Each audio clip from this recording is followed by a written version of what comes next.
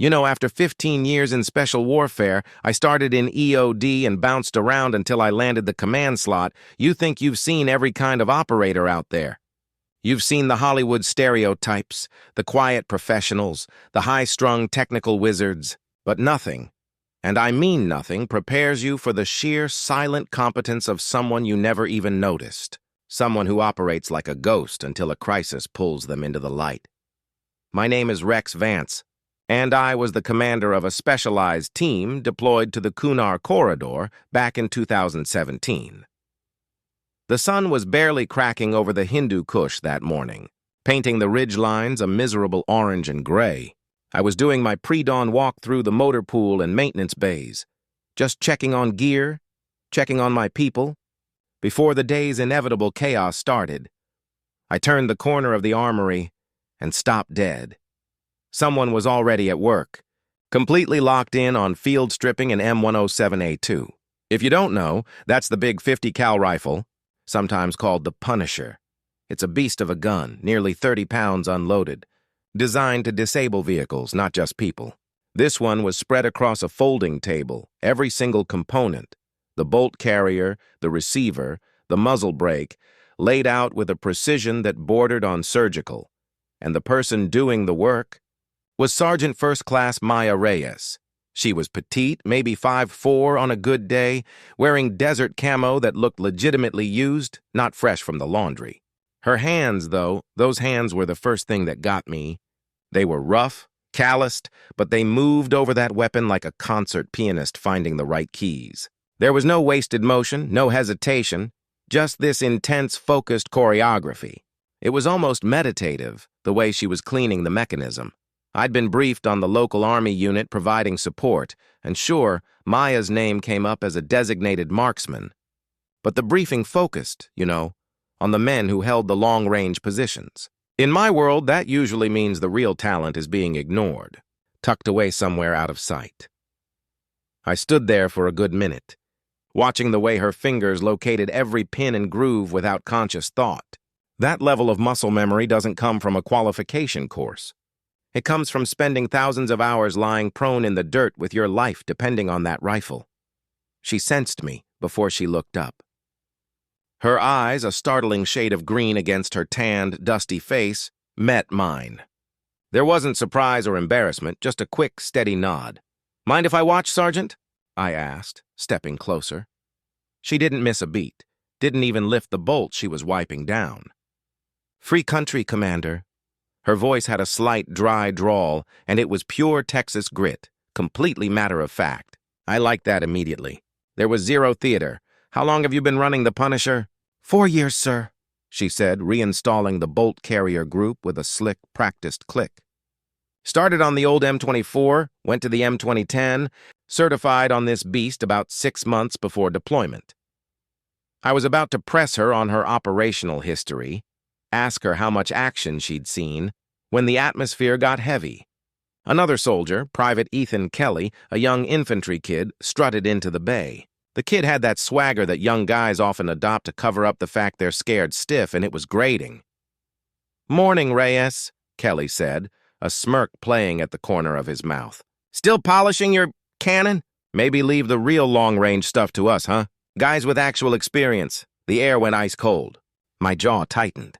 I was ready to step in, but I held back, curious to see her reaction. That casual dismissal, that toxic unit chatter, could break team cohesion faster than a mortar round. Maya slowly looked up from the rifle. She didn't shout, didn't even raise her voice. "Experience," she repeated, the single word hanging in the air. She tilted her head slightly, those green eyes completely unreadable. "That's an interesting perspective, Kelly." She went back to installing the muzzle brake, but I caught the smallest knowing smile flash across her lips. It was the expression of someone who held a secret so massive, so profound, that the insult simply bounced right off her. It made me realize I knew absolutely nothing about Sergeant First Class Maya Reyes, except that she handled a heavy weapon like it was an extension of her own nervous system. 2 days later, everything changed. I was in the TOC, the Tactical Operations Center, reviewing some intel when the radio blew up. A patrol convoy, call sign Phantom, was pinned down in the Chagall Valley, taking heavy, effective fire from elevated positions, 800 to 200 meters out. They were trapped in a kill zone, bleeding, and their standard rifles couldn't touch the enemy cover. Phantom Base, this is Phantom 6. The convoy commander's voice was strained, raw. We need immediate overwatch. We're taking heavy casualties. Need eyes and need fire now. Apaches were 15 minutes out, but 15 minutes was an eternity in that valley. Suddenly, I saw movement. Maya was already crossing the talk floor, fully geared up, the Punisher in its hard case. She hadn't waited for orders. She'd heard the call and mobilized. There was no panic, just efficient, determined movement. Sergeant Reyes, assessment, I ordered. Pointing to the tactical display, she moved to the map and, without touching it, traced a line with her finger. Shooters are on the ridge using the rock formations. Their range gives them protection from direct fire. There's a perfect OP, observation post, about 2 clicks northwest of the ambush. I can make the shots from there, clear lines of sight. 20 minutes to position. Major Petrova, the base commander, looked skeptical. Reyes, that's a hell of a long shot in difficult terrain. We need absolute clean kills. We're talking extreme range. Maya met Petrova's gaze, calm as a mill pond. Ma'am, with respect, I know exactly what this rifle and I can do. Better than anyone. I looked at her. Her confidence wasn't bravado. It was math. It was certainty forged by results. How long to set up and range the targets? I asked. 20 minutes to the OP, 5 minutes to set up, fire, and range, she replied instantly. Not a flicker of hesitation. Just as Petrova gave the green light, I grabbed Maya's arm as she turned to leave. I had to know. For my team, for the men in that valley, I needed to know the true cost of her confidence. Staff Sergeant, I said, quiet, intense. What is the furthest confirmed kill you have with that weapon? She paused, looking at my hand on her arm, then back at my eyes. Sir, that's really not something we discuss. This is not a usual situation, I countered, holding her gaze. I need to know if you can make these shots. She looked away for a long moment, out towards the rising sun, before turning back. Her voice was barely a whisper, yet it hit me like a physical blow. 3,450 meters, sir. Confirmed by 3 different laser rangefinders. 4 months ago, 3,450 meters. That's over 2 miles. A distance that puts you in the company of maybe half a dozen human beings on the planet. Before I could process it, when was it? How? Why? She was gone, leaving me standing there staring at a ghost that had just walked into the light. The tow-sea was silent as we tracked the tiny GPS beacon climbing the mountain. When her voice finally crackled back over the radio, it was controlled, professional, Phantom Base, Valkyrie 1 in position. Setting up. I have 4 enemy positions. Range nearest, 930 meters. Furthest, 1260 meters. Hard cover. Wind is steady, 6 miles per hour. Conditions favorable. I listened, riveted. She wasn't guessing. She was performing a meticulous engineering assessment. She was accounting for distance, wind speed, wind direction, atmospheric pressure, and the Earth's rotation, all in real time. While lying flat on a freezing mountain peak, Valkyrie 1, Petrova called. Can you engage? Affirmative. I'm seeing muzzle flashes now. Engaging primary position, silence. We all held our breath, waiting for the crack of the 50 cal to travel nearly 1.5 miles down the mountain. Crack. The sound echoed violently. We waited a few agonizing seconds for the confirmation. Phantom Base, Valkyrie 1. Target down. Engaging secondary. The second shot came precisely 47 seconds later. Crack. Immediately, the convoy commander, Phantom 6, came over the radio, excitement replacing the terror in his voice. Phantom Base, Phantom 6. Whatever you just did up there, keep doing it. The enemy is pulling back from the eastern ridge. Maya had stabilized the situation, but she wasn't done. Phantom Base, Valkyrie 1. Observing enemy patterns.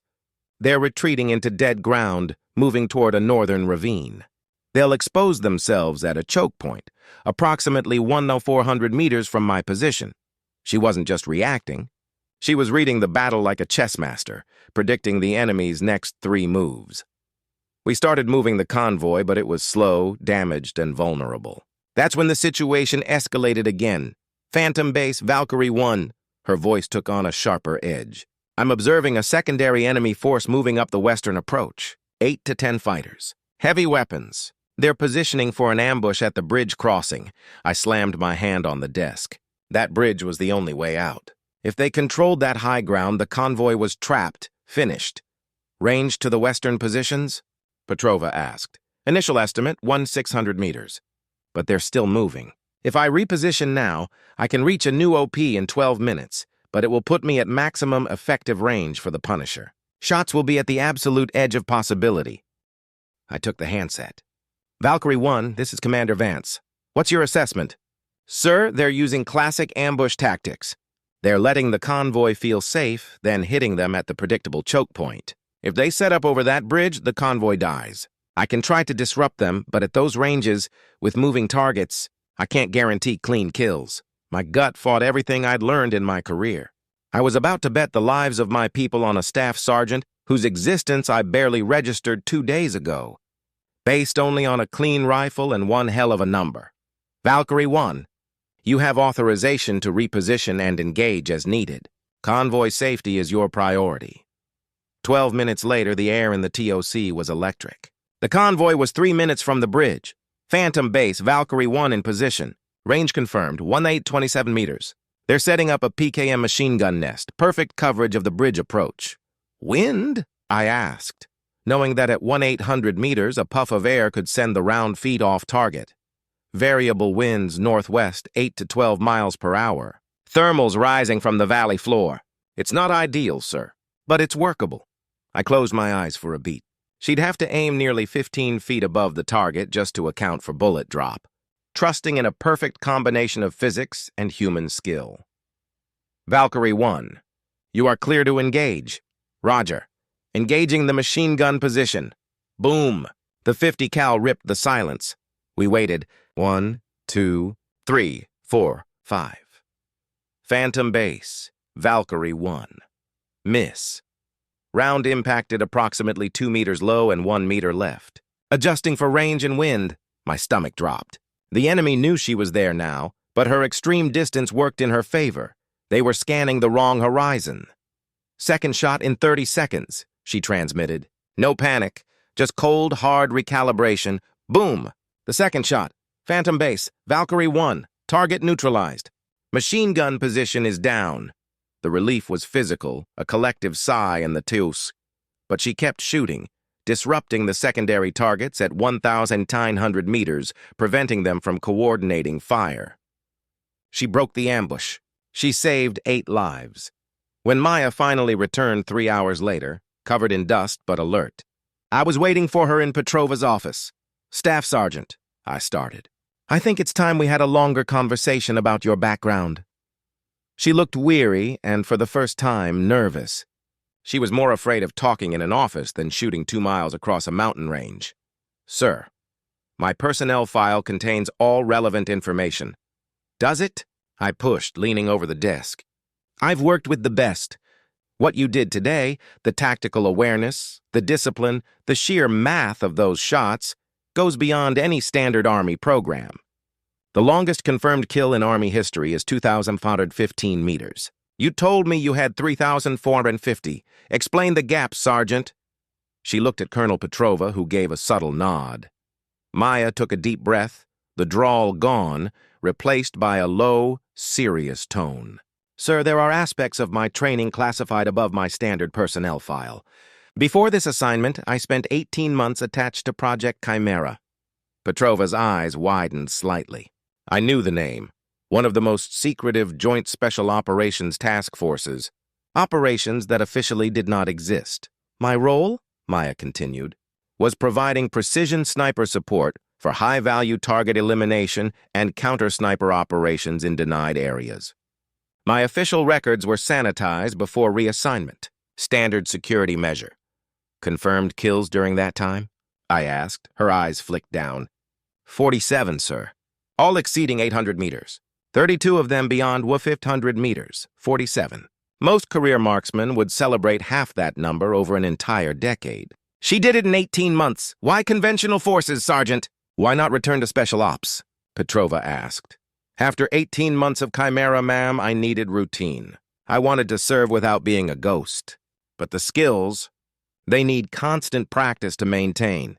That explained the pre-dawn rifle cleaning. I stood up. I had my ghost. I had my answer. "Sergeant Reyes," I said, a smile finally cracking through the tension.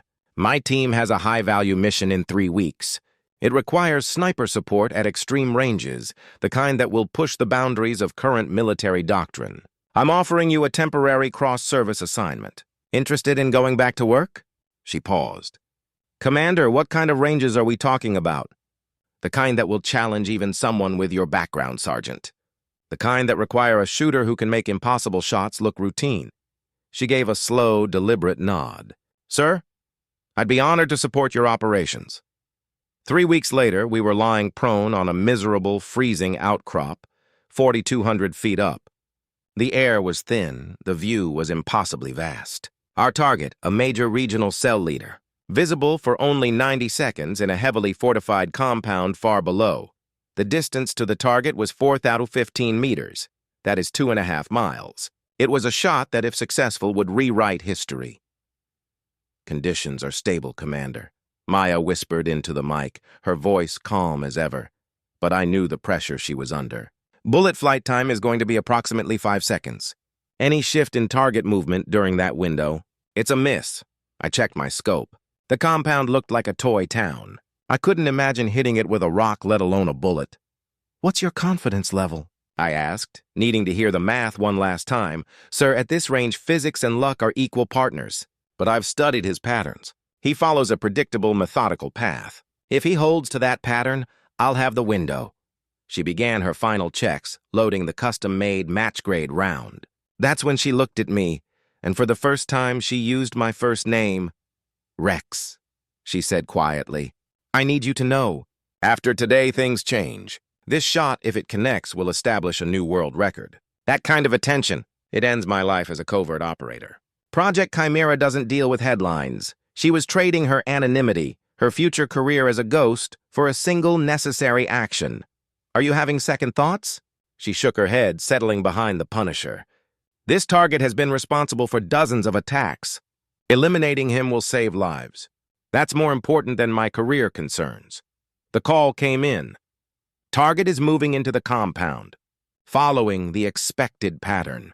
She slowed her breathing, the controlled rhythm of a professional. Her finger found the trigger. "I have visual confirmation." He's stopping at the center of the courtyard. "This is the window. Shot fired." I started counting, my heart hammering against my ribs. 1, 2, 3, 4, 5. "Target down." The comms specialist yelled, his voice cracking with pure adrenaline. "Confirmed! Target is down!" Shot successful. I looked through my spotting scope, barely able to make out the chaos. Maya Reyes, the quiet staff sergeant cleaning her rifle before dawn, had just made military history.